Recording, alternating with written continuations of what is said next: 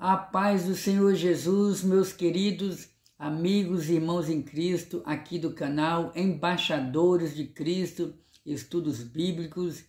Uma vez mais aqui estamos para juntos estudarmos a palavra do Senhor, nosso Deus. E hoje estaremos estudando sobre o livro da rainha Esther. Como iremos ser edificados? Vamos orar? Senhor Jesus, nessa hora eu quero engrandecer o Teu nome, reconhecendo que o Teu nome está acima de todos os nomes. Senhor Jesus, em Tuas mãos eu entrego a vida de todos aqueles que hão de ver esse vídeo. Abençoa todos que estarão ouvindo a Tua palavra. Senhor, nos conforta, fala conosco, nos ensina, nos exorta, nos ensina a Te obedecer de uma maneira melhor dia após dia. Em nome de Jesus. Amém! Aleluia! Glorificado seja o nome do Senhor Jesus. Desde já eu quero mandar um abração especial de todo o meu coração aos novos inscritos aqui no nosso canal, a você que se inscreveu, a você que tem compartilhado, a você que tem dado um joinha, a você que tem comentado. Saiba que através das redes sociais nós temos condição de evangelizar multidões. E a partir do momento que você compartilha, você está plantando a palavra de Deus, você está semeando, você está evangelizando. E fica aqui o meu pedido, desde já, continue comentando, dando joinha. A partir dessas nossas atitudes, o YouTube automaticamente vai indicando as nossas aulas, os nossos estudos para outras pessoas. Vou dar um exemplo aqui. Vamos supor que alguém vá ter o acesso à internet, acesso ao YouTube, procurando alguma informação sobre a rainha Esther. E se o nosso vídeo, se a nossa aula for compartilhada para o máximo de pessoas, automaticamente o YouTube vai sugerir a nossa aula, vai sugerir o nosso estudo para aquela pessoa que não conhece nosso canal, mas que está procurando alguma informação sobre a rainha Esther. Então vamos dar início. Pois bem, a lição de hoje é uma lição que inclusive já era para ter ministrado aqui no nosso canal, mas devido ao tempo acabou que atrasou, mas mesmo assim eu vou estar gravando essa aula, porque a palavra do Senhor ela continua falando aos nossos corações. O livro de Esther. Repito, estamos estudando nesse trimestre sobre o livro de Ruth, no Antigo Testamento, e agora nós vamos dar início ao livro da rainha Esther. Você sabe quem foi a rainha Esther? Você sabe se o livro de Esther está no Antigo ou no Novo Testamento? Quando foi escrito o livro da rainha Esther? Quem escreveu o livro que leva o nome de Esther? Quem foi Esther? A personagem Esther possuía 1, 2 ou 3 nomes. Onde ela estava? Em qual período ela viveu? Qual foram as circunstâncias? Quais eram as religiões que predominavam naquele período? Em qual contexto histórico Esther viveu? Quais foram as suas dificuldades? Que lutas ela enfrentou ali? O que estava prestes a acontecer com os judeus do seu tempo, se Deus não tivesse estendido as suas mãos e usado de misericórdia? Quais são as lições na vida de Esther, na vida do seu tio Mardoqueu, para as nossas vidas espirituais? Nós iremos descobrir também, iremos nos prender a algo interessante no livro de Esther, porque o livro de Esther é o único livro da Bíblia Sagrada onde nós não encontramos explícito, né? O nome de Deus. Por incrível que pareça. Mas como assim, irmão Denilson? O nome de Deus não aparece no livro de Esther? E por que o livro de Esther está na Bíblia Sagrada e é reconhecido como um dos livros canônicos do Antigo Testamento? Quer saber um pouco mais? Continue comigo aí, porque nós iremos estudar a palavra do Senhor. O Texto áureo, e a resposta sempre vem através do Espírito Santo, através da palavra. Já abro parênteses aqui, já abro parênteses para te dizer, o fato do nome de Deus não estar presente no livro de Esther não significa que Deus não estava presente naquela ocasião ou não estava agindo naquela ocasião. Vou dar um exemplo aqui. Tem pessoas que estão buscando de Deus uma resposta. E essas pessoas ficam naquela esperança achando que a resposta de Deus sempre vem através de um movimento sobrenatural, através de um barulho. Tem irmãos que em Cristo que acreditam nos dons espirituais e ficam naquela expectativa, Deus vai usar alguém em profecia para falar comigo, Deus vai me encher com o Espírito Santo, Deus vai me dar um sinal grandioso, Deus vai fazer um barulho, vai fazer um movimento e eu vou entender que é Ele que está falando comigo. Meu irmão, se você pensa assim, vai aqui um conselho. Nem sempre a resposta de Deus vem através de um barulho, vem através de um movimento sobrenatural. Se Deus quer te dar uma resposta, muitas das vezes Ele vem trazendo uma resposta de uma maneira diferente. Como, por exemplo, Deus pode falar com você através de uma criança.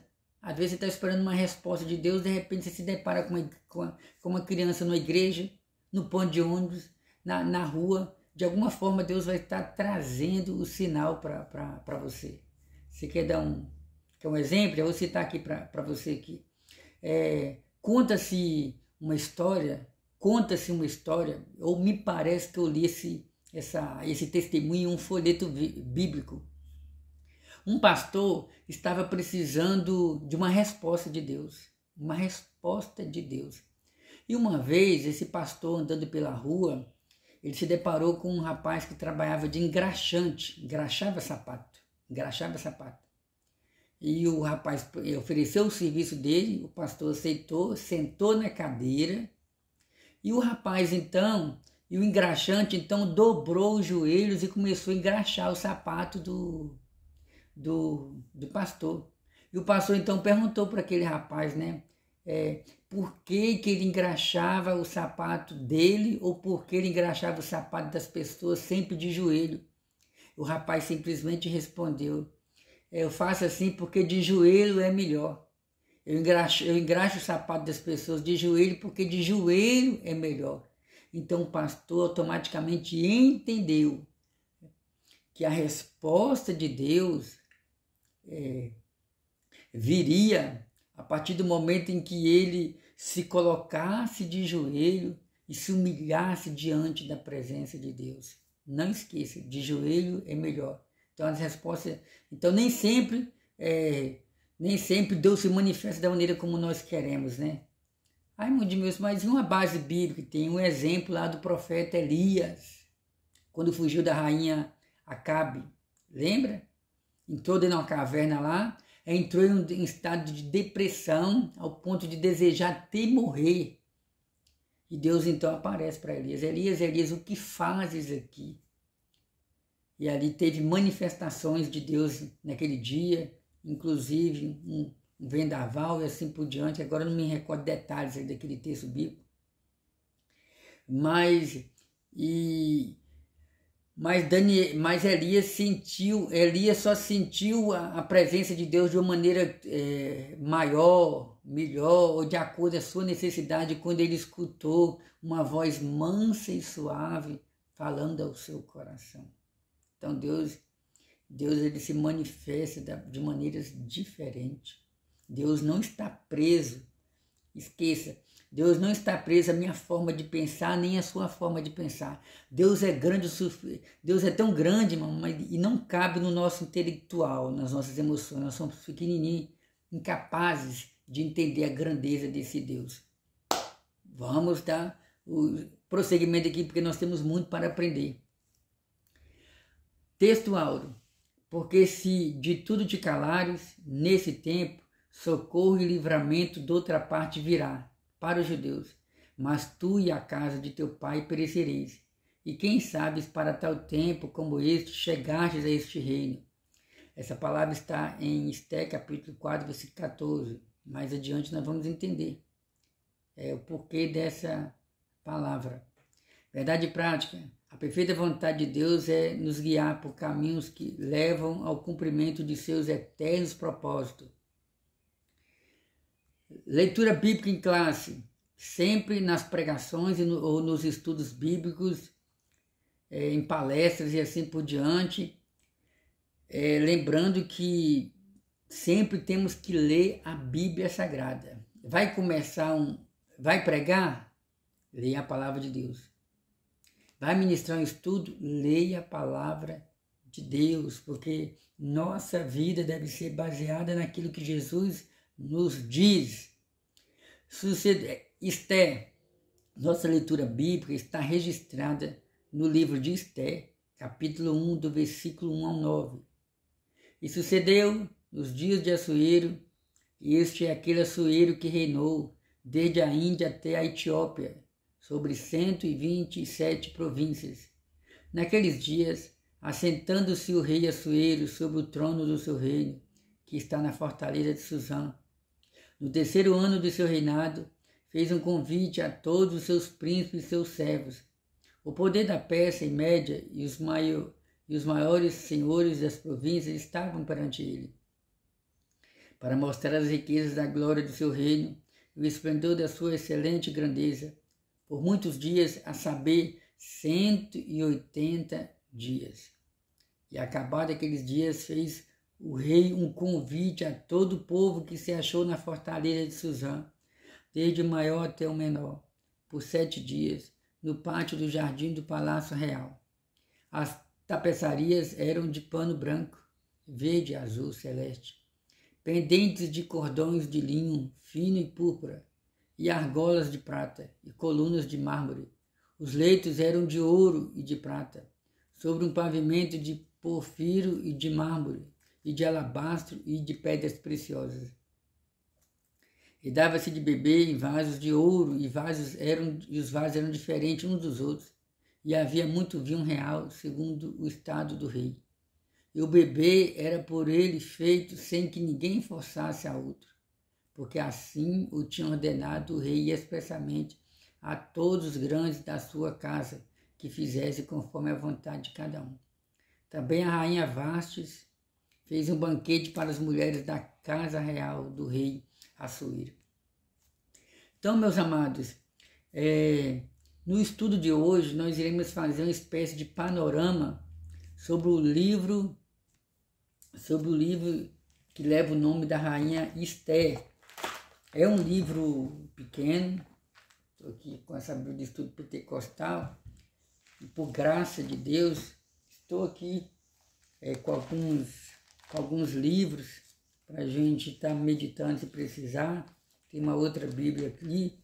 Vou fazer questão de deixar aqui aberto aqui, lembrando que o livro de Esther está registrado no Antigo Testamento.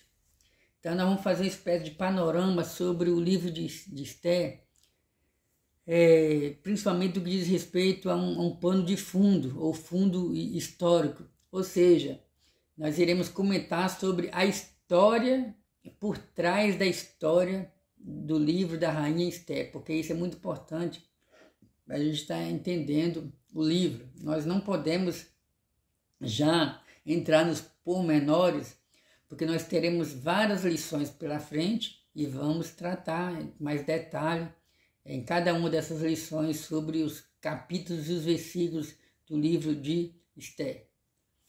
Então, informação aqui. Na pré-introdução, a partir dessa lição, estudaremos o livro de Esther. Veremos como o livro está organizado, a categoria a que pertence, características literárias, autoria e data. Procuraremos também situar o contexto histórico em que o livro foi produzido. Veremos que o exílio de Israel é uma informação essencial para remontar o contexto histórico do livro de Esther. Isso aqui são acréscimos por parte do comentarista da lição. Ou seja, a partir dessa lição nós vamos estar estudando sobre o livro da rainha Esther. Vamos lá. Concluímos o estudo de Ruth. Nesta lição, iniciamos o estudo do livro de Esther. Ruth é cheio de referências expressas ao nome de Deus. Esther, por sua vez, tem como característica singular e sempre destacada a completa ausência do nome de Deus. Nem por isso o agir divino deixa de estar patente no livro. Esther não contém alusão direta ao Deus da providência, mas nos apresenta uma história cujo roteiro é por inteiro uma manifestação da providência de Deus. Amém. Então, meus amados, nós concluímos o estudo sobre a vida de Ruth. Lembra que nós falamos sobre o livro de Ruth, sobre Obed, sobre Noemi, sobre Elimeleque. Eles moravam ali em Belém, depois fui para Moabe.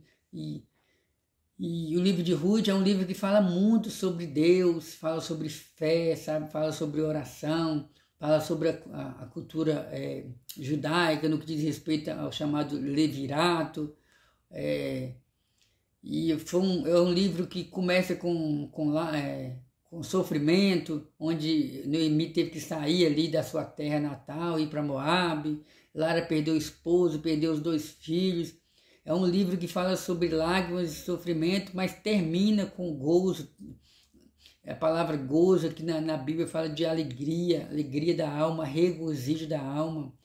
A gente vê o final feliz em que Ruth pôde desfrutar, porque foi uma mulher que ficou na posição. Um dos ensinamentos principais que eu aprendi no livro de Ruth é porque Ruth esperou o tempo certo, Ruth esperou o processo, Ruth não ultrapassou os limites, Ruth não, como nós falamos na linguagem brasileira, Ruth não passou a carroça na frente dos cavalos, ela esperou o momento certo, ela esperou o processo, o agir de Deus. Ponto final. Aí nós entramos no livro sobre a rainha de Esther, sobre a rainha Esther. E nós iremos observar que o livro de Esther já é diferente. Enquanto que no livro de Ruth nós falamos muito sobre Deus, sobre mandamentos de Deus, sobre a religião judaica, sobre a fé judaica e assim por diante, no livro de Esther, a gente já não vê detalhes relacionados aos 10 mandamentos, ao Pentateuco, à sinagoga, ao templo do passado, né, construído ali por Salomão. No livro de Esther, a gente não vê referência nenhuma ao nome de Deus, direta, né? A gente não vê referência direta ao nome de Deus, a gente não vê o nome de Deus, a gente não vê diretamente a ação do Espírito Santo, mas indiretamente a gente vê a ação de Deus, Deus trabalhando em favor do povo judeu, Deus preservando o povo judeu. E o nosso estudo será em volta também, né, desse versículo 4, Esther capítulo 4, versículo 14, que é o textual, está falando assim: porque se de tudo te calares nesse tempo, socorro e livramento de outra parte virá para os judeus. Então, mais adiante nós iremos observar que essa palavra, o que estava por detrás dessas palavras, quando Mardoqueu falou para Esther que era necessário Esther entrar na brecha para interceder junto ao rei em favor dos judeus, porque Amã desejava destruir o povo e Esther, a princípio, devido ao costume daquela época, não podia se aproximar do rei, tinha que esperar o momento certo, mas Mardoqueu deixou bem claro: se você não fizer alguma coisa, se você se calar nesse momento, era como se Mardoqueu estivesse dizendo para a rainha Esther, né? Se de tudo te calares, se você se calar nesse momento em que o nosso povo está precisando de você, sabe de uma coisa, Esther? Algo diferente pode acontecer através de uma outra pessoa. porque se de tudo te calares, socorro e livramento vai vir de outra parte. Então Deus, Ele conta com você, mas também Deus não obriga você a fazer aquilo que você pode fazer. Se você não quiser e se eu não quiser, Deus tem os seus meios, Deus tem alguém melhor do que nós para colocar na brecha, Deus pode usar outras pessoas. Então a gente vê a ação de Deus ali. Então, prosseguindo aqui, a organização do livro de Esther, a categorização de Esther. Da mesma forma que Ruth, Esther pertence aos escritos, os 11 livros que compõem a terceira seção da Bíblia hebraica. Nessa seção, também ao lado de Ruth, integra os Megilot, ou 5 livros curtos lidos anualmente nas festas judaicas. Então, meus amados irmãos, nós temos o Novo Testamento, glorificamos a Deus por isso. Porém, no tempo do Senhor Jesus Cristo, não existia o Novo Testamento ainda. Então, os judeus da Antiga Aliança, eles possuíam os chamados oráculos divinos, ou seja, a palavra de Deus revelada. E no Antigo Testamento, possuía vários livros, me parece 39 livros no Antigo Testamento. Na nossa Bíblia cristã protestante, guarde isso. Nas nossas Bíblias, nossas entre aspas, na Bíblia que nós adquirimos, que é a palavra de Deus, os livros estão agrupados diferente da Bíblia hebraica, ou seja, a Bíblia dos judeus estão juntos, próximo do outro, agrupados, porém numa sequência diferente. Como, por exemplo, no Antigo Testamento, a palavra Bíblia significa livros, Bíblia, biblioteca, coleção de livros. Então a Bíblia no Antigo Testamento tinha suas divisões, tinha o chamado, os livros, tinha um Pentateuco, que era constituído de 5 livros, tinha o livro dos profetas, tinha os chamados livros dos cânticos, o livro dos salmos, e tinha essas divisões, e tinha outras divisões também, como por exemplo, vou dar um exemplo aqui,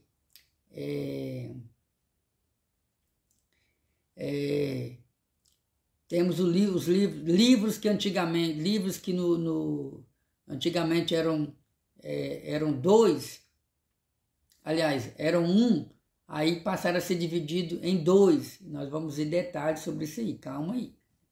Vamos com calma. Vamos dar um exemplo aqui. A categorização de Esther. Lembrando que o livro de Esther está no Antigo Testamento. O livro de Esther está entre o livro de Esdras e o livro de Neemias. Primeiro. Segundo, o livro de Esther fala sobre acontecimentos pós o cativeiro. Vamos falar sobre isso aqui. Então, da mesma forma que Ruth, Esther pertence aos escritos, ou seja, o livro de Ruth é um livro histórico, é um livro que narra sobre a vida de Esther, sobre a vida de Ruth, sobre a vida de Noemi, o que aconteceu com elas ali quando elas se conheceram em Moabe e assim por diante. Então o comentarista está mostrando aqui que o livro da rainha Esther também é um livro histórico que narra ali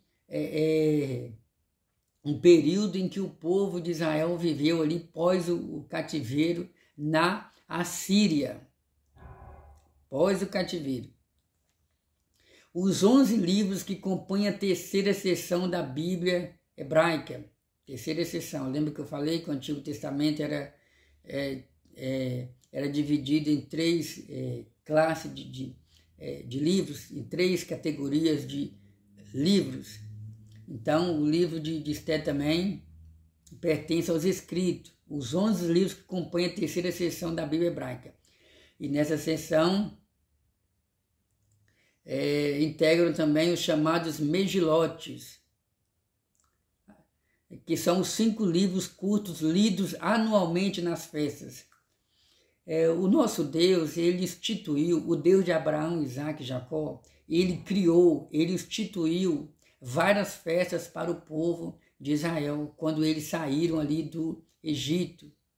A Bíblia fala sobre a festa do Pentecoste, a Bíblia fala sobre a festa da Páscoa, a Bíblia fala sobre a festa das cabanas, a Bíblia fala sobre a festa do tabernáculo, a Bíblia fala sobre a festa dos pães asmos. Aí agora a gente tem que estudar se é o mesmo, se é a mesma festa, que muda apenas o nome.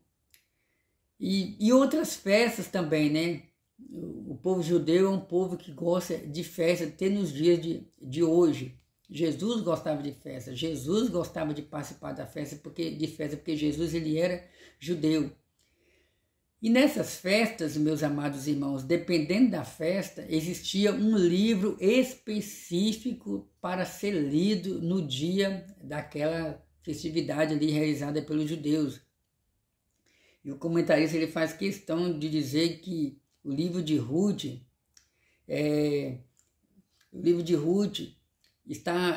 faz parte de 5 livros curtos que eram lidos anualmente nas festas judaicas. Nós iremos observar no decorrer da lição que é no livro de Ruth e nessa sessão também ao lado de Ruth, ora o comentarista coloca o nome de Ruth, ora o comentarista coloca o nome de Esther, acaba fazendo quase confusão. Eu estou lendo em detalhe para você entender. Então, o livro de Esther, juntamente com o livro de Ruth, compõe esses livros aí curtos que eram lidos, compõe aí 5 livros que eram que são livros curtos, mas que eram lidos anualmente nas festas judaicas. Inclusive, no livro de Ruth, nós aprendemos, né? Quando Ruth falou para Noemi, onde tu fores, irei eu. Onde tu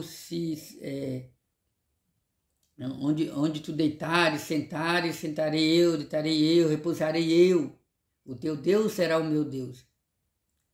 Então, em alguns casamentos, a gente vê nos convites de casamento essa frase. Então, e também nós iremos observar que a festa do Purim, que não foi a princípio uma festa instituída por Deus, mas que até hoje é celebrada pelos judeus, essa festa, né, a festa do Purim, que fala de livramento, é uma festa que nasceu entre judeus após o livramento que Deus deu para o povo do Senhor. As categorizações de Ruth e Esther, como por exemplo a Páscoa. A Páscoa é uma festa comemorada pelos judeus até os dias de hoje. Por quê? Porque é uma festa que celebra o livramento que Deus deu para os antepassados dos judeus, quando o Senhor tirou o povo dele lá do Egito. Com mão forte, Deus instituiu, que era para o povo comemorar. Como um exemplo básico, o seu aniversário, o meu aniversário, todo ano a gente não comemora de alguma forma? Não importa, mas de qualquer forma aquele momento é um momento diferente, um momento de gratidão, um momento de se alegrar. Tem um exemplo da Santa Ceia, né? São tantos exemplos, né? A Santa Ceia é um memorial, quando nós lembramos ali, né? Um momento especial da morte e ressurreição de Jesus até que ele venha. As categorizações de Ruth e Esther também são semelhantes na Bíblia cristã. na qual figuram entre os livros históricos. Então, na nossa Bíblia, a Bíblia cristã, o livro de Ruth e de Esther estão nessa categoria aí de livros históricos, a minha categoria ali da Bíblia hebraica. Por sua reconhecida canonicidade. Você sabe o que significa a palavra canonicidade? Canonicidade vem de canon. Canon, ele fala dos livros canônicos. Canon fala de uma vara de medir. Vara de medir fala de regra. Então, esses livros, tanto o livro de Ruth quanto o livro de Esther, eles foram reconhecidos como livros canônicos, ou seja, como livros inspirados pelo Senhor, nosso Deus. Mesmo que no livro de Esther a gente não enxergue o nome de Deus diretamente, mas esse livro foi reconhecido como um livro, mais do que um livro histórico, né? Foi conhecido como livro canônico, como livro inspirado pelo Senhor, nosso Deus. Aleluia! Isso é interessante observar, porque quando nós estudamos sobre como chegou a Bíblia Sagrada até nós observamos que, infelizmente, teve alguns acréscimos, teve alguns livros a mais, e esses livros a mais não passaram pelo chamado crivo das Sagradas Escrituras, não teve a inspiração. Como, por exemplo, ali naquele chamado período interbíblico, que é o livro de Malaquias, é o último livro do Antigo Testamento. Mateus, na Bíblia, o Novo Testamento começa com Mateus, mas não significa que foi o livro, que foi o primeiro evangelho a ser escrito. A princípio, o primeiro evangelho que foi escrito, a maioria dos comentaristas bíblicos, a maioria dos historiadores cristãos concordam que o primeiro evangelho a ser escrito foi o evangelho de Marcos, E acredita-se que Mateus tenha sido o segundo livro e o segundo evangelho a ser escrito. Evangelho. Porque se a gente for estudar aí sobre datas relacionadas aos livros do Antigo Testamento, pode ser que uma das epístolas do apóstolo Paulo, ou uma das cartas do apóstolo Paulo, tenha sido os primeiros escritos do Novo Testamento. Mas o que vem ao caso aqui é que nesse período, chamado período interbíblico, né, entre o Antigo e o Novo Testamento, um período que calcula-se que seja um período de aproximadamente 400 anos, chamado de período de silêncio de Deus, o período interbíblico.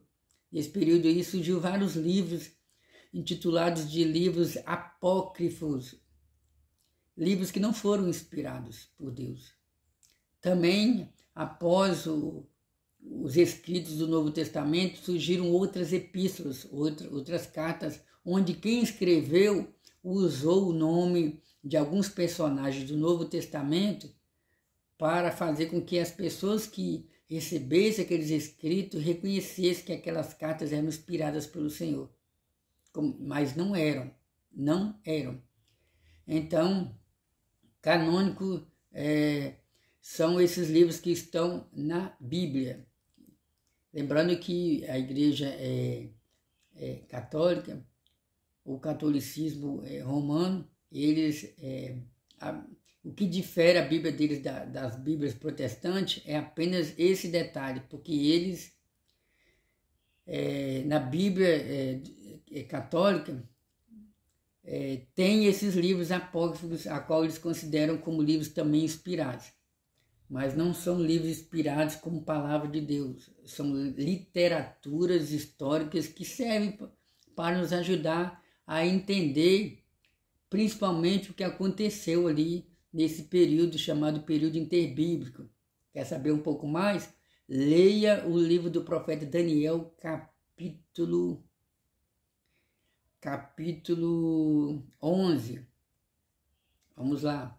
Então, esses livros apócrifos, aqueles que tiverem de acordo com a Bíblia, com a história, aí você pode aproveitar. Prosseguindo, características literárias. O livro de Esther tem 10 capítulos. Dentre suas características literárias, destaca-se a sua objetiva historicidade.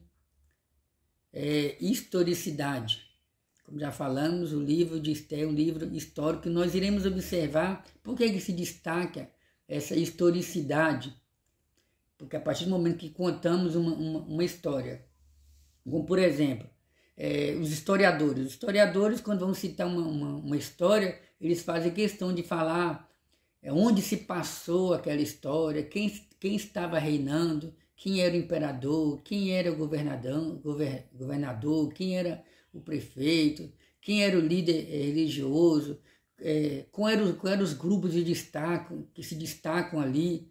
Então isso tudo faz com que a história ganhe uma atenção a mais, uma veracidade que nos chama a atenção por causa desses pormenores. E os livros da Bíblia não é diferente. Os livros da Bíblia, no decorrer da história da humanidade, têm sofrido muitos ataques, até nos dias de hoje. Muitos incrédulos têm dito que a Bíblia foi escrita por comedores de feijão, ou que a Bíblia é um livro arcaico, antigo, ou que a Bíblia não é a palavra de Deus, mas sim ela possui a palavra de Deus, e que na Bíblia existem muitos erros, não existe provas de que realmente fulano, Bertano ou Ciclano existiu, não existiu nenhum reino de Davi e assim por diante. Mas, quando estudamos a Bíblia e observamos que a Bíblia fala sobre personagens históricos, reis, governantes, e que eles existiram, aí os chamados historiadores, escritores bíblicos, que nos dão informações extras bíblicas e que a própria história secular, escrita por historiadores crentes ou descrentes, eles comprovam que pessoas que a Bíblia fala realmente existiram. Então isso está dentro da historicidade do livro de Esther. Vista na expressa referência ao rei persa, Assuero, Esther 1:2, e em vários outros detalhes factuais, além de seu caráter de fonte primária para a festa de Purim, anualmente celebrada pelos judeus. O estilo narrativo é menos diálogo que o de Ruth, o texto é mais do narrador que dos personagens. Então também existe essa diferença, No livro de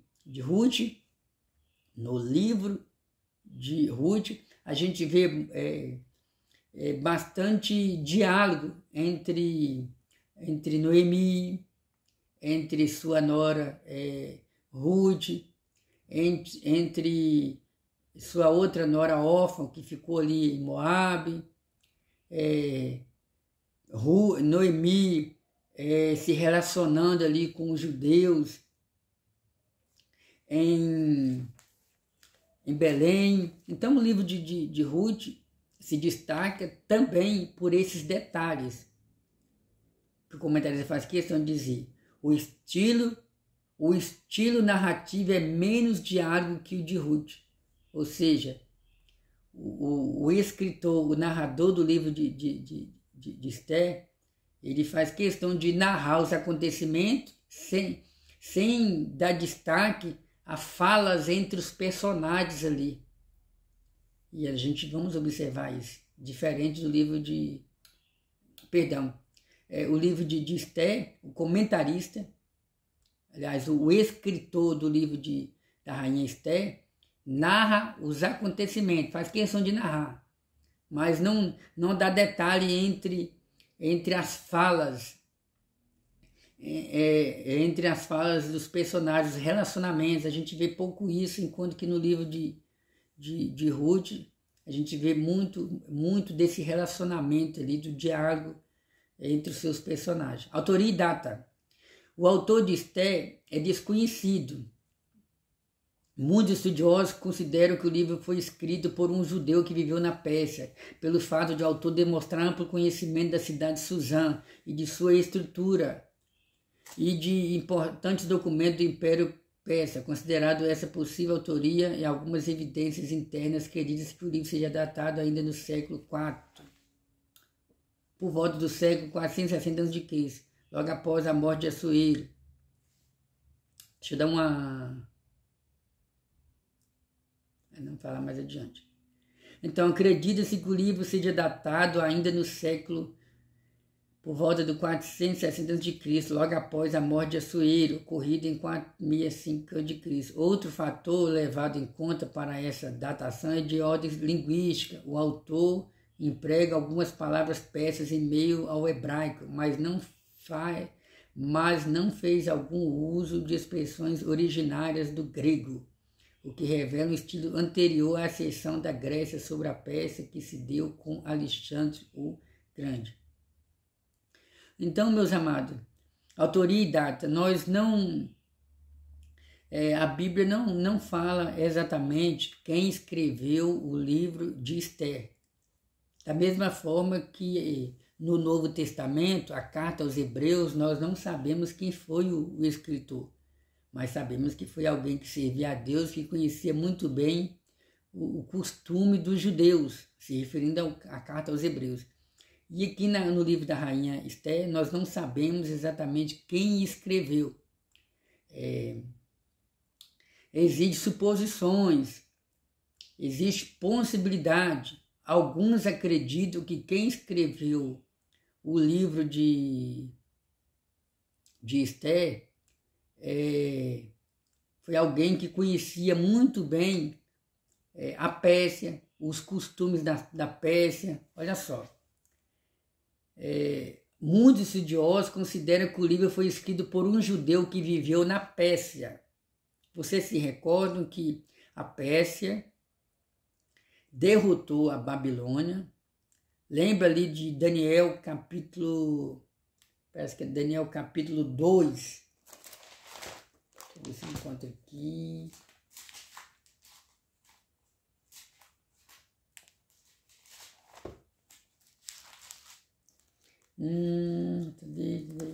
Daniel capítulo 2.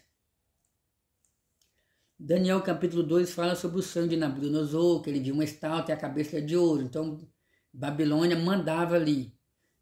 E os peitos de prata. Ali fala do império... Cadê? Daniel capítulo 2, versículo 32. A cabeça daquela estátua era de ouro, o seu peito e os seus braços de prata. Então, os peitos e os braços de prata daquela estátua apontavam para o império da Pérsia, que veio destruir o império babilônico. Então, então acredita-se que o livro tenha escrito por um judeu que viveu ali na Pérsia. Pelo fato de o autor demonstrar amplo conhecimento da cidade de Suzã e de sua estrutura, ou seja, esse judeu conhecia muito bem a estrutura da Pérsia, seus costumes ali, o regime, a forma como os imperadores atuavam, e também de importantes documentos do Império Persa, considerando essa possível autoria e algumas evidências internas, acredita-se que o livro seja datado ainda do século por volta de 460 a.C. Então guarde aí, esse livro foi escrito aproximadamente cerca do ano 460 antes do Senhor Jesus ter vindo a esse mundo. Abro parênteses para te dizer que no Antigo Testamento, as datas elas estão em ordem decrescente, vai só diminuindo as datas.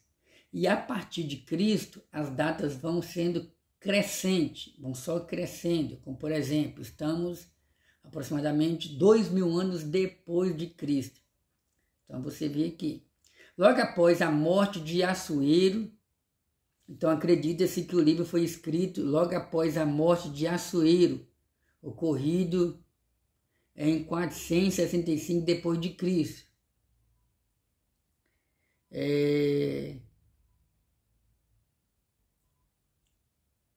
Outro fator levado em conta para essa datação é de ordem linguística. O autor empregou algumas palavras persas em meio ao hebraico, ou seja, nessa época aqui ainda não a palavra do Senhor ainda não estava escrito em grego. E o autor ele empregou algumas palavras no idioma persa e no idioma hebraico, significando também que tudo indica que era um judeu que conhecia os dois idiomas. E esse escritor não fez uso algum de expressões originárias do grego, ou seja, como falamos o grego é porque ele também depois já é outra história, né? Quem sabe algum dia a gente comenta um pouco aqui sobre quando que a Bíblia foi traduzida para o grego. Vamos prosseguir aqui. Vou ter que adiantar que o tempo o estudo tá bom, tá gostoso, mas a gente tem que respeitar o tempo aqui para não ficar um vídeo longo, porque nem todo mundo gosta, nem todo mundo está acostumado, mas quando eu lancei mão desse propósito de comentar aqui, ou de expor estudos bíblicos, deixei bem claro que o meu objetivo não era não era revelar um estudo às pressas, mas sim detalhado. Vai ter dias que a gente vai ter que sentar e ver os detalhes para a gente entender a palavra de Deus. O contexto histórico é o segundo ponto. O povo hebreu no exílio. Para uma melhor compreensão do contexto histórico do livro de Esther, é importante mencionar o final do período da monarquia do povo hebreu. Em 622 a.C., houve a queda do Reino do Norte sobre os assírios. Isso está registrado em 2 Reis, capítulo 17, versículo 6. Pouco mais de 100 anos depois, Judá, o Reino do Sul, foi levado para o cativeiro babilônico em 3 levas, 605, 597 e 586 a.C., conforme Jeremias havia profetizado. O exílio na Babilônia duraria 70 anos. Vamos ver onde está esse texto bíblico aqui. Vou deixar aqui no jeito para a gente estar lendo. Jeremias, capítulo 25, versículo 11. Aqui. Foi um período em que Deus tratou com Judá, principalmente para extirpar a idolatria que havia contaminado a nação. Deus abomina todo pensamento, sentimento e comportamento idólatra. Romanos capítulo 1, versículo 18 e 25. Por isso nada em nossa vida pode ocupar o lugar que pertence a Ele. Então, meus amados irmãos, para nós entendermos um pouco mais sobre o livro de Esther, precisamos entender uma coisa. Vamos retroceder, vamos voltar um pouco no tempo. No período em que o profeta Jeremias viveu, a história nos mostra que o ministério do profeta Jeremias durou uns 40 anos, e durante esse tempo ele pregando para o povo se arrepender, abandonar a adoração aos falsos deuses. Naquela época adorava-se o sol, a lua, as estrelas. Naquela época crianças eram sacrificadas a deuses estranhos, né? A Bíblia chama até um deles de deus Moloque. A religião judaica estava falida, os sacerdotes, eles eram infiéis ao Senhor, o povo estava corrompido. O povo achava que bastava ser descendentes de Abraão e Deus iria sempre usar de misericórdia para com eles. O povo achava que o simples fato de ter o templo em Israel, ou o templo em Jerusalém, construído por Salomão, ou liderado por Salomão, eles achavam que bastava ter a presença do templo ali, Deus sempre iria usar de misericórdia com eles. Porém, no livro de Jeremias, nós encontramos o Senhor dizendo que durante muito tempo ele enviou os profetas, madrugando noites afora, anunciando a palavra, e o povo não se arrependia. Deus se cansou. Deus então promete através de Jeremias que iria enviar um povo do norte, se referindo ao Império Babilônico, ou o exército da Babilônia, e esse exército iria levar o povo de Judá para Jerusalém. Perdão, para a Babilônia ali eles iam ficar 70 anos. Ouça bem, a princípio o reino de Israel era constituído de 12 tribos. Aí teve aquela divisão que você já deve conhecer, se não conhece, eu aconselho você a estudar o Antigo Testamento. E teve essa divisão. Ali Davi morreu, Davi foi o segundo rei. Aí veio o seu filho Salomão morreu. Aí o seu filho Roboão liderou as 12 tribos, não liderou com sabedoria. Aí teve uma divisão ali. Aí pegaram Jeroboão, que era um ex-servo de Salomão, e Jeroboão, então, Jeroboão I, porque a Bíblia fala sobre 2 Jeroboão. Jeroboão I, então, se tornou rei das 10 tribos do norte, cuja capital a gente fala Samaria, mas a princípio o reino do norte teve, me parece, 2 lugares centrais como capital. Depois é que Samaria veio a se tornar capital do reino do norte. Aí diz a Bíblia e diz a história que aproximadamente no ano 622 a.C., a Síria invadiu Samaria, levou a maioria dos judeus, a maioria dos hebreus, como prisioneiros. E essas tribos foram espalhadas pelo mundo, se perderam. Ficou poucos judeus ali em Samaria.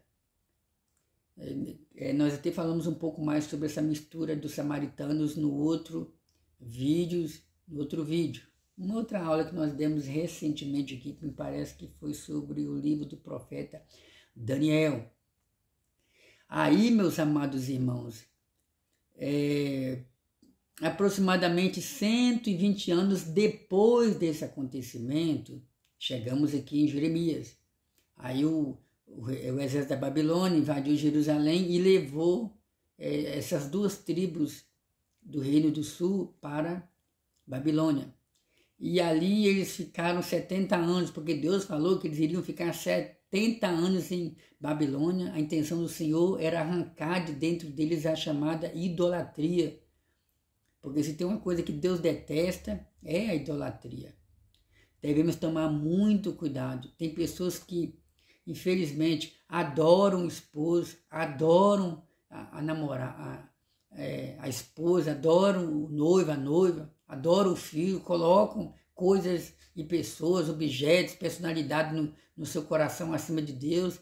Tem pessoas que adoram uma coisa fora do normal, adoram atrizes, atores, adoram jogadores de futebol, enche a sua casa, o seu quarto com fotos, tudo que possa lembrar aquele personagem, aquela pessoa que ela tanto venera. Devemos tomar bastante cuidado para não deixar que nada nesse mundo venha ocupar a primazia, a prioridade que deve ser direcionada a Deus. Ou você pensava que idolatria é só cultuar uma imagem de escultura? Idolatria vai muito mais, vai muito além disso aí. Um dinheiro pode se tornar um Deus se a pessoa não tomar cuidado. Então, aqui em Jeremias capítulo 25, versículo 11, está escrito assim: Jeremias capítulo 25, versículo 11: e toda essa terra virá a ser um deserto e um espanto, e essas nações servirão ao rei da Babilônia 70 anos.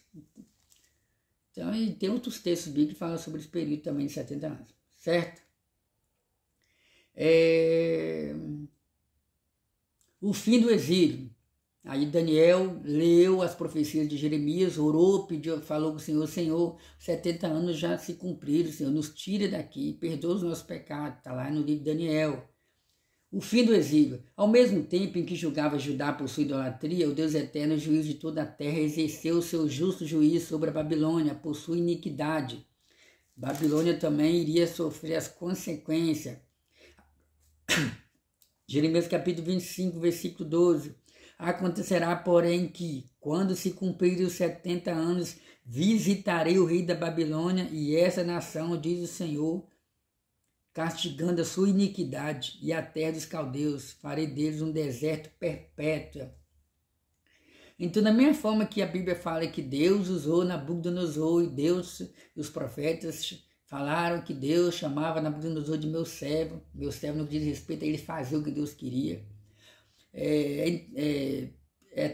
Aparentemente a nossa mente é pequena para entender, mas como assim? Da mesma forma que Deus usou Babilônia para castigar Judá, agora a Babilônia iria ser castigado, é porque, irmãos, Nabucodonosor, juntamente com as suas lideranças, conquistou tanto, outros impérios, se tornaram ricos, etc.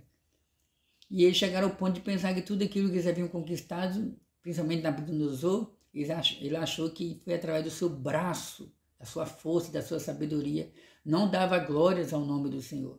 Então Deus prometeu que iria vir uma maldição sobre Babilônia, lá no futuro, como de fato veio. Depois, se você tiver curiosidade, leia o livro do profeta Daniel, capítulo 4, viu? Sobre o sonho de Nabucodonosor de uma árvore, em que a árvore simbolizava ele, e ele ficou 7 estações, que alguns interpretam como 7 anos ali, como um animal, até que ele reconhecesse que o Senhor é Deus. Mas essa profecia se cumpriu, porque Deus também falou através do profeta Isaías que iria chegar um momento em que Babilônia iria ser riscado do mapa como uma grande nação, e iria se tornar como pó. Quer mais informações extra-bíblicas? Vou te passar agora. O Império Babilônico passou. Hoje, no local onde ficava a Babilônia, fica o atual Iraque. Então, Babilônia como nação poderosa não existe mais. Você pode pesquisar na internet, você vai encontrar uma informação que alguns anos atrás, o falecido ex-presidente do Iraque chamado Saddam Hussein, que foi um líder de guerra e que foi preso pelos Estados Unidos, foi morto, enforcado. Antes de ele morrer, ele deixou bem claro que ele tinha vontade de reconstruir a Babilônia sobre o território Iraque. E ele até começou, me parece que ele até começou as construções, mas parou. Por quê? Porque a profecia se cumpriu, que Babilônia não iria mais voltar a ser aquela nação. Estou falando sobre Babilônica no sentido literal, como império, porque Babilônia no sentido espiritual já possui um significado que fala de prostituição espiritual. Isso aí já é um outro comentário. Quer saber um pouco mais?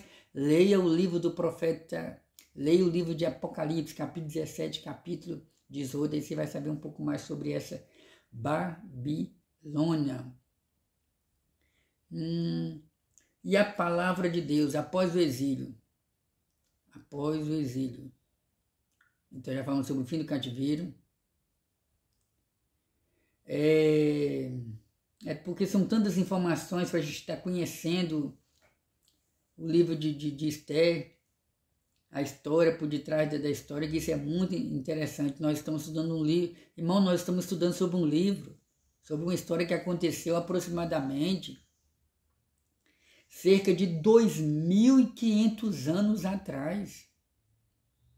Então, a gente não pode estudar naquela correria, senão a gente não vai entender o contexto histórico ali. E é bom que a gente está aprendendo sobre o livro de Daniel, sobre o livro de Jeremias, e que as profecias se cumpriram, assim por diante. Acabou os 70 anos? Acabou. Então vamos ver o que aconteceu. Ao mesmo tempo em que julgava Judá, que eu já li, tá? O julgamento sobre a Babilônia, então. Deus julgou também a Síria. Deus profetizou através de Naum.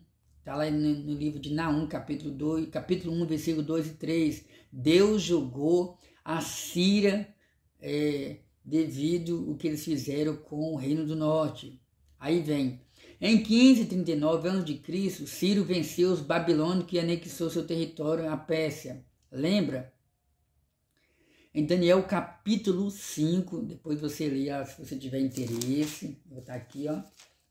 Daniel capítulo 5 fala sobre o banquete de Belsazar, a mão misteriosa. Naquele dia, o Império Medo-Persa. O Império Persa se afiliou, se uniu com o Império, com os Medos, e formou então o Império Medo-Persa. Invadiram a Babilônia. Ao redor de Babilônia passava um rio chamado Rio Eufrates, e eles cortaram o curso do rio, e ficou tudo seco ali, e ficou fácil para o Império invadir Babilônia. E a partir daquele momento ali, a Pérsia começou a mandar sobre a Babilônia, e a Babilônia, segundo alguns comentaristas, se tornou a segunda ou a terceira sede do Império Persa, cuja capital principal ficava em Suzã, ou Fortaleza de Suzã. Em 539 a.C., Ciro venceu os babilônios e anexou seu território ao Império Persa. Logo no primeiro ano de reinado, olha só, logo no primeiro ano em que Ciro estava reinando, despertou o Senhor o espírito de Ciro, ou seja, no primeiro ano em que Ciro estava reinando, Deus inquietou Ciro, e Ciro então fez um decreto dando liberdade a todos os judeus para voltarem para a sua casa, para Jerusalém. Olha a forma de governar é diferente. Isso está registrado em Esdras, capítulo 1, versículo 1 ao 3. E é interessante observar que nem todos os judeus voltaram para Jerusalém, porque afinal de contas já haviam passado 70 anos. A maioria dos judeus, ao que tudo indica, já haviam falecido. Surgiu então uma nova geração em Babilônia de judeus. Os judeus já estavam estabilizados ali, já tinham casa, já tinham comércio, porque os judeus eles se destacam também por essa área do comércio. Eles estavam prósperos ali em Babilônia. Era uma prisão, entre aspas, não era uma prisão igual hoje, onde a pessoa fica numa cadeia, numa penitenciária. Eles eram presos no que diz respeito ao sistema babilônico, tinham que pagar impostos para a Babilônia, tinham que viver submisso a muitos regimes ali em Babilônia, a forma de governo, era desse tipo o cativeiro. E muitos judeus não quiseram voltar para Jerusalém, estavam satisfeitos ali. E também muitos idosos não tinham mais condição de fazer uma caminhada tão longa voltando para Jerusalém. Lembrando que Jerusalém estava destruída, os muros estavam destruídos, o templo estava destruído. Haviam passado 70 anos. E da mesma forma que quando eles foram para a Babilônia, eles foram em três datas diferentes, no retorno para Jerusalém eles também foram em 3 levas diferentes. E na primeira leva, quem liderou a primeira leva de judeus voltando para Jerusalém foi um governador chamado Zorobabel. Se você quiser saber mais detalhes sobre isso, você leia o livro do profeta Ageu. Esse livro está entre o livro dos profetas menores. Aí você vai ver lá que Zorobabel liderou a primeira leva de judeus que voltaram para Jerusalém. E ali juntou Zorobabel, juntou ali como é que eu posso dizer, os governadores, e eles então recomeçam a obra. Está aqui no livro do profeta Ageu, capítulo 1, para você não ter nenhuma dúvida. No ano 2º do rei Dário, no 6º mês, no 1º dia do mês, veio a palavra do Senhor pelo ministério do profeta Ageu. Aqui já está falando já sobre Deus incentivando Zorobabel a construir o templo. Mas essas informações estão juntas ali com o livro de Esdras. Porque eles não foram chegando imediatamente, já foi construindo. Aí você tem que estudar para você entender. Então vamos lá.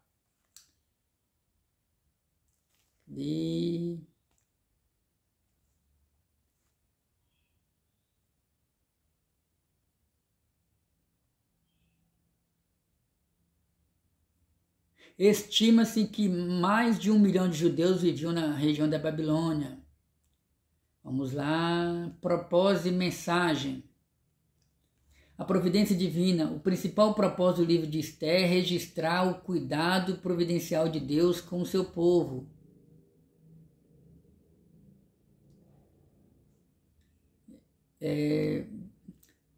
O principal propósito do livro de Esther é registrar o cuidado providencial de Deus com o seu povo, a despeito de suas escolhas fora de seu propósito. Então, meus amados irmãos, nem todos voltaram para Jerusalém, alguns judeus ficaram ali em Babilônia, alguns judeus ficaram ali na Pérsia. A vontade de Deus é que todos fossem para Jerusalém, mas nem todos quiseram.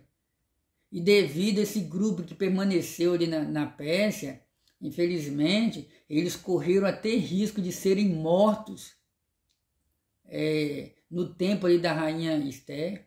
Eu vou até abrir parênteses aqui para te dizer que a história do livro de Esther, a história do livro da rainha Esther acontece ali dentro do período, cadê aqui? Ver se eu encontro aqui. Cadê? Isso aqui também é importante para nós entendermos aqui.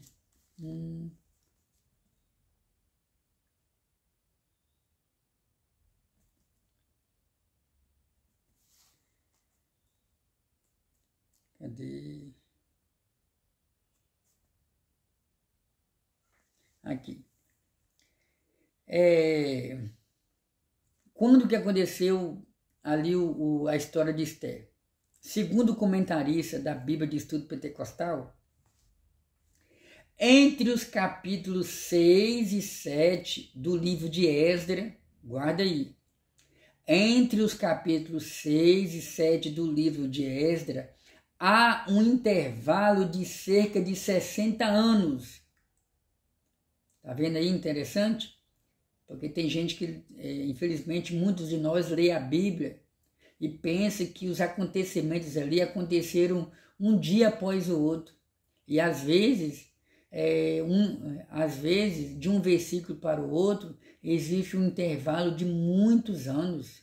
Quer que eu dê um exemplo aqui? Eu vou te dar um exemplo aqui. Como, por exemplo, já falei aqui no início, de Malaquias a Mateus. Malaquias, o último livro do Antigo Testamento. Mateus, o primeiro livro do Novo Testamento. Entre esses dois livros existe um intervalo de 400 anos. Dá para imaginar quantas coisas aconteceram nesse período? Um outro exemplo aqui, o livro de Atos dos Apóstolos, do capítulo 1 até o capítulo 28, o livro de Atos dos Apóstolos cobre um período de aproximadamente 30 anos. Nesse tempo, Paulo realizou muitas obras para Deus. O livro de Daniel tem 12 capítulos, só 12 capítulos. E esses 12 capítulos cobrem um período de 70 anos do povo de Israel fora de Judá, fora de Jerusalém, ali em Babilônia. Então a gente tem que estudar com tempo, com paciência, para a gente entender. Então, a história de Esther, ela acontece dentro desse contexto aí do livro de Esdras, do livro de Neemias, principalmente dentro do livro de Esdras. Olha só, vou repetir, entre o capítulo 6 e 7 de Esdras, há um intervalo de cerca de 60 anos, período esse em que ocorrem os eventos do livro de Esther na Pérsia. Entendeu, meus irmãos? Então, a gente vê aí quando que aconteceu essa história da rainha Esther. E segundo alguns comentaristas bíblicos, depois do que Deus fez na vida de Esther e do povo judeu ali na Pérsia, lá na frente, Neemias acabou sendo beneficiado com um cargo de importância ali na Pérsia, e a gente vai vendo isso aí, Deus abençoando Neemias trabalhando como copeiro, Neemias ganhando autorização para ir para Babilônia, ir para Jerusalém, reconstruir os muros. Então essas datas próximas, chamadas de cronologia do tempo, nos ajuda a entender a Bíblia Sagrada. Vamos aqui caminhando para o final, o terceiro e último ponto, porque também não tem tempo para a gente ir mais detalhes.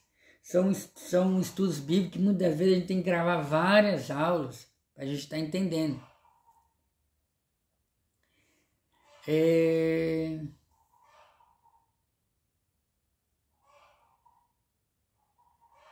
interessante que o comentarista da Bíblia de Estudo Pentecostal, ele fala a mesma coisa aqui do comentarista da revista. Somente cerca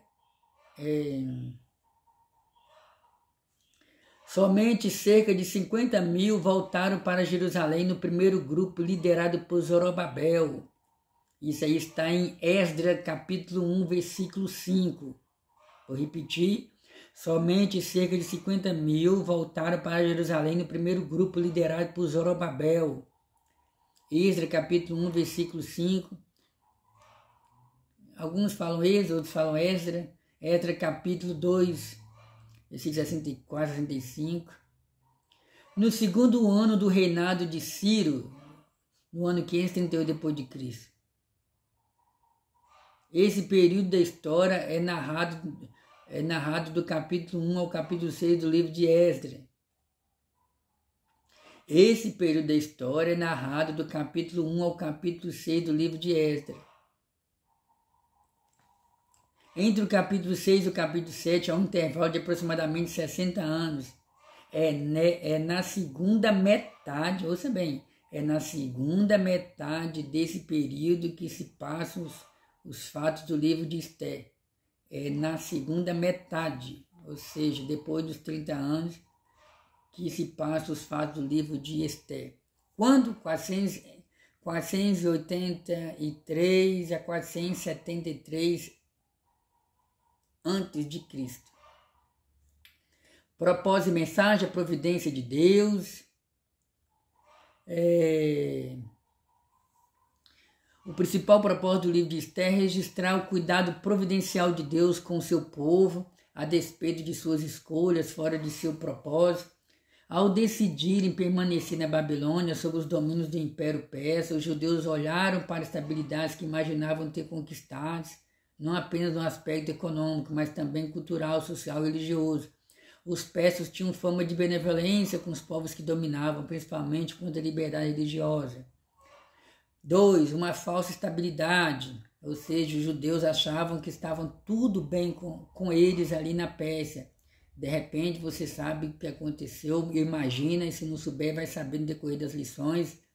O diabo queria acabar com os judeus através de Amã. A festa do Purim, nós veremos estudar nas lições falando sobre a festa do Purim, quando que se originou, ou seja, a festa do livramento do Senhor nosso Deus. Amém? Bendito seja o nome de Jesus. Vamos encerrar por aqui o nosso estudo bíblico. Louvado seja Deus. Aprendemos a palavra do Senhor. Hoje nós estudamos sobre o chamado fundo histórico, a história por detrás da história, sobre quando que ocorreu o livro de Esther. Fique com essa palavra, compartilhe essa palavra, viva a palavra de Deus, peça a Deus para te capacitar, para você pregar, para você ensinar.